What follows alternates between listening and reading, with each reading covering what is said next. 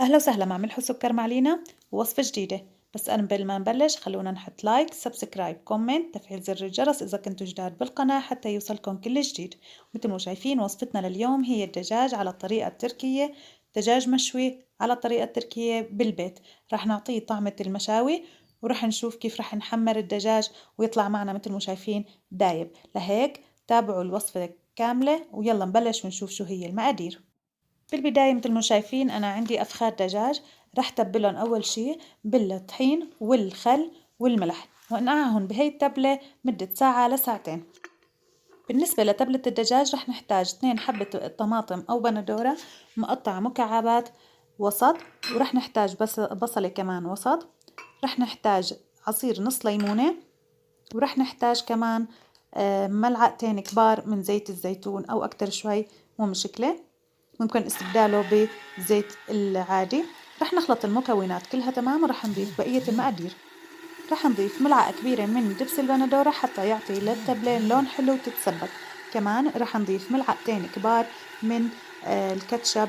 كمان رح نخلط المكونات مرة تانية.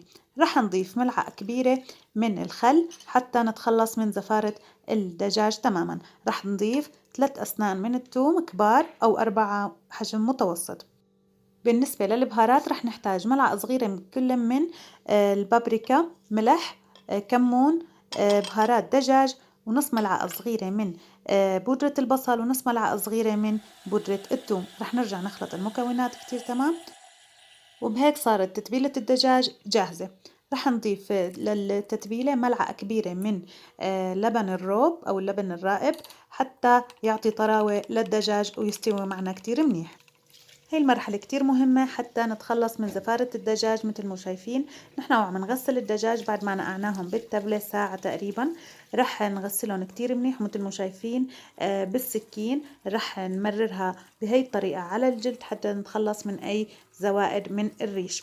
كمان رح نحاول نضغط على الدجاج بهي الطريقة حتى يطلع العرق اللي فيه الدم، لأنه هو اللي بيسبب ريحة النسخة للدجاج.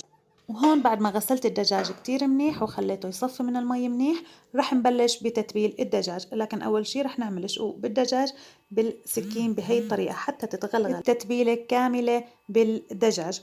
لهيك رح نتبلها بهي الطريقة حتى رح نحط الحشوة التتبيلة تحت الجلد بهي الطريقة مثل ما شايفين. ورح نصف الدجاج بالصينية حتى ندخلها على الفرن حامي طبعا.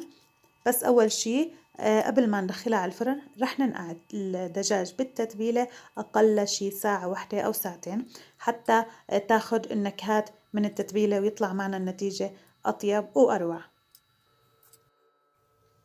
وبهيك بكون خلصت تتبيل الدجاج. رح وزع كمان من الخلطة على الوش حتى تتشرب كتير منيح بالخلطة. وطبعا أنا شلت كمية من الخلطة حتى نستخدمها مع الخبز.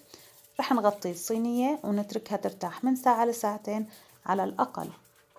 بعدين رح ندخل الصينية على فرن محمى سابقا على درجة 200 مئوية على الرف الثاني من تحت، وخليها تستوي كتير منيح وتنشف ميتها.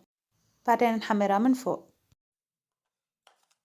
بهالأثناء رح نقطع شرايح من البصل ونضيف لها ملح، ورح نضيف كمان سماق ونتبلهم كتير منيح مع البقدونس المفروم ناعم حتى نحطهم على وش الدجاج والخبز اللي رح نحمره بالفرن مع التتبيلة. لهيك خليت من التتبيلة اللي تبلنا فيها الدجاج. بعد ما يستوي الدجاج كتير منيح وتنشف ميته رح ضيف من التتبيلة على الوش ونحمر الدجاج من فوق حتى ياخد اللون الحلو.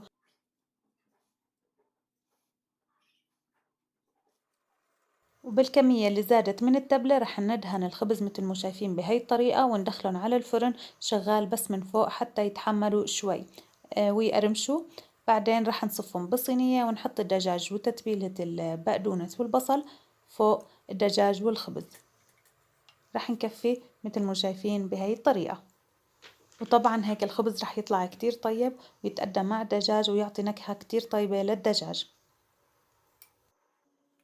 وهيك بعد ما حمرنا صينية الدجاج هلأ رح نبلش نعطيها طعمة الفحم أو طعمة المشاوي. مثل ما شايفين رح أحط بنص الدجاج قطعة من القصدير ورح ضيف فحمة. طبعا أنا مشغلتها على النار وراح طفيها بملعقة كبيرة من الزيت، ونغطي الصينية ونخليها لمدة 5 دقايق مغطاية بهالشكل حتى تاخد طعمة من الفحم. وهون الخبز بعد ما تحمر من فوق راح نبلش بالتقديم بهي الطريقة. حطيت الخبز على الصينية وراح افرد شوي من البصل والبقدونس على الخبز. بعدين شلنا ورق القصدير والفحمة من على الدجاج، وراح نبلش بصف الدجاج بصينية التقديم. مثل ما شايفين ما شاء الله الدجاج مستوي وكمان متحمر وأخذ لون كتير حلو، والفحم رح يعطيه طعم مثل مشاوي على المظبوط كأنكم شاوين برات البيت. لهيك هاي الطريقة كتير طيبة وكتير سهلة، لكن ممكن تستغنوا عن طريقة الفحم وتعملوا عادي كمان رح يطلع كتير طيب، بس أنا حبيت ضيف الفحم حتى يعطي طعمة المشاوي. وبهيك وصفتنا صارت جاهزة لليوم، بتمنى تجربوها وتعجبكم. مثل ما شايفين الدجاج بياخد العقل، كمان استوى كتير منيح وأخد طبقة مقرمشة من الجلد من فوق ولون كتير حلو. الدجاج مستوي وحصلنا على نتيجة ولا أروع كمان. مثل ما شفتوا استخدمنا تتبيلة حتى نتخلص من الزفارة للدجاج أو الريحة بطريقة كتير مضمونة. وهيك رح تغمسوا وتاكلوا وتشكرون إن شاء الله على الوصفة وتدعوا لي دعوة حلوة مثلكم. وبهيك صارت وصفتنا جاهزة، بتمنى تجربوها وتشاركوني تجاربكم على صفحتي على الفيسبوك وعلى الانستغرام وعلى جروبي على الفيسبوك. كمان رح تلاقوا روابط تحت بصندوق الوصف. لا تنسوني من اللايك، سبسكرايب والتعليق حلو منكم، تفعيل زر الجرس حتى يوصلكم كل جديد. ودمتم بألف خير.